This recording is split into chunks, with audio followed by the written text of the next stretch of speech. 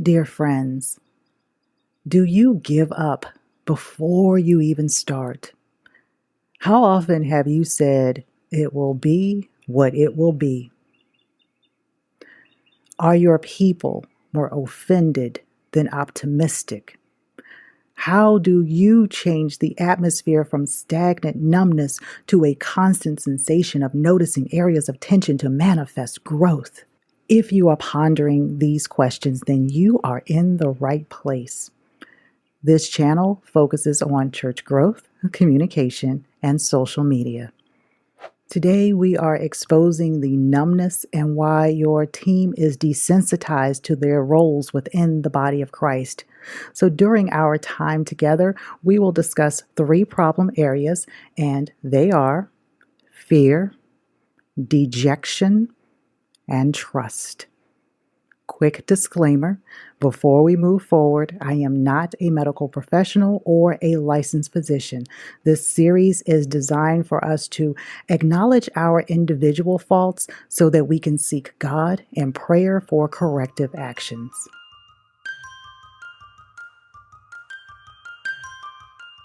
Welcome to Talking on Purpose with Torrie. This is the internet show.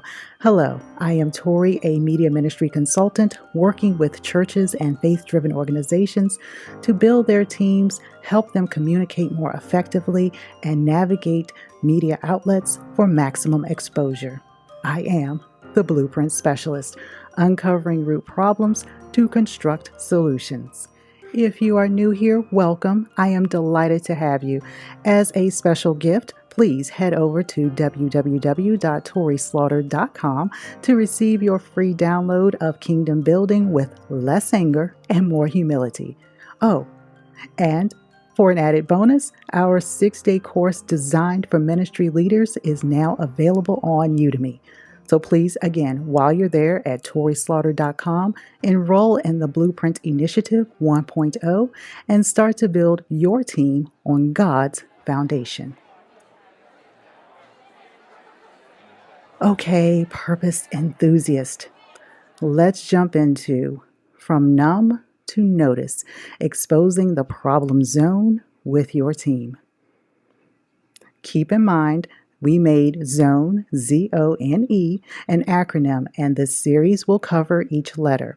The goal is to plant a seed so your church or organization can grow by combating inertia and creating synergy. Let's discuss the 3 main issues. Did I do 3? 3. Let's discuss the 3 main issues and why your team has gone numb. The first is fear. Fear is defined as a feeling of anxiety concerning the outcome of something or the safety and well-being of someone. Fear is paralyzing, and I believe we can agree that it has a numbing effect. Being paralyzed with fear means we will not react in normal fashion. Fear speaks to our willingness to fight or just leave. Fear can stem from dejection or a depressed, paralyzing state that a person just doesn't feel like giving any more of their energy, talents, or thoughts to a situation that they cannot see any change. And that mentality is a ripple effect, slowly sweeping through your team, out into your congregation, and ultimately hinders the effectiveness of your ministry.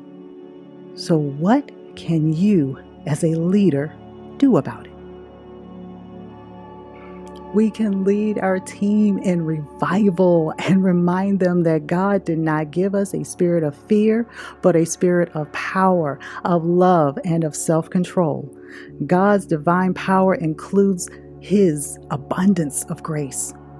We can become more aware of how awesome our God is, and that gift, that great gift, it gives us life, and it shows us that we are to notice how the spirit of power, the spirit of love, the spirit of self-control is in doing His work. Dear leader, plan how you will take action to implement the things God has purposed for you and your team. Realign with God and develop a reverential fear of disappointing Him. Expose the types of fear and help others notice the patterns so that you can have healthy discussions resulting in clear next steps. From numb to notice, exposing the problem zone with your team. Problem number 2, dejection, which is a sad and depressed state, low spirits. Within a team setting, this can happen over time, and the thought of reviving everyone feels overwhelming. So instead of having a bright, flourishing ministry with people who are on fire, ready to serve and be all radical for God, they just do the bare minimum. They feel hopeless that things will change or their role is serving a great need. Now, the overall feeling of your team may not be of your doing, but again, over a period of time, because what we also as individuals need to notice about our numbness is the cycle we repeat. We can keep repeating the same patterns or approaching the same topics in the same way. That cycle can lead to feeling dejected, in a depressed state, or low in spirit because the result isn't positive growth or change.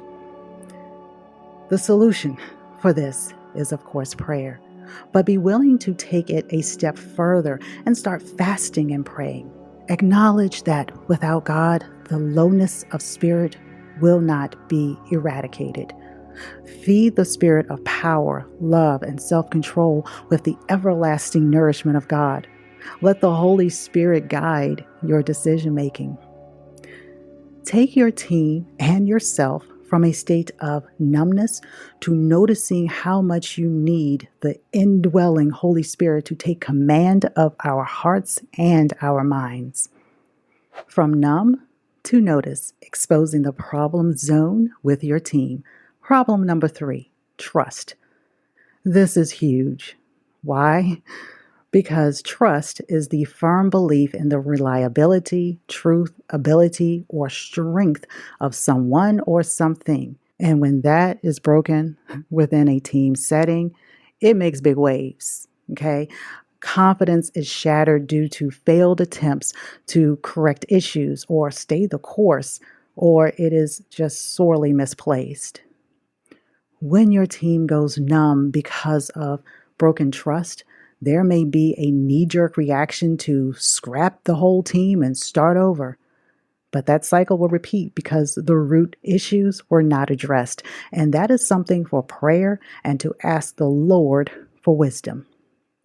I will share that one of the main reasons trust is broken is communication, mainly gossip.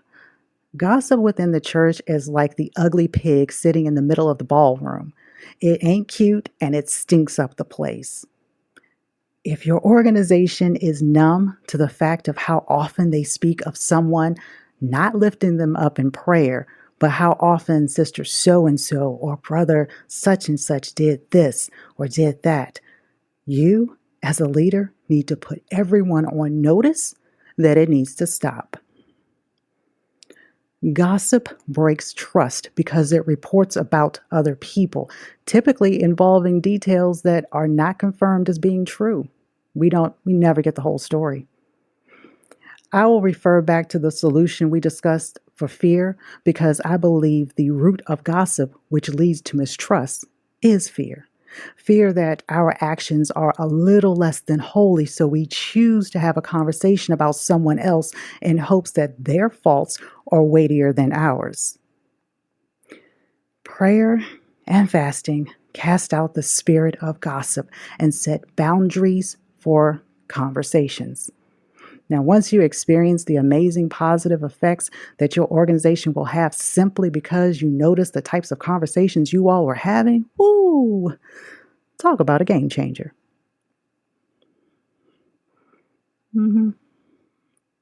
From numb to notice, exposing the problem zone with your team is part of a 4-part series. I got 4 fingers up that time.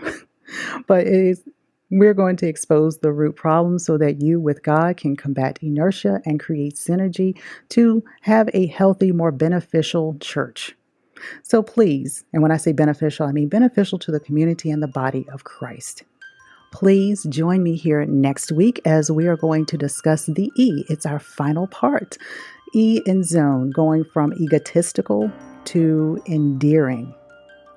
Before you go, please don't forget to subscribe if you haven't already, and visit us on Facebook and Instagram because we would love to see your posts and be able to connect with you.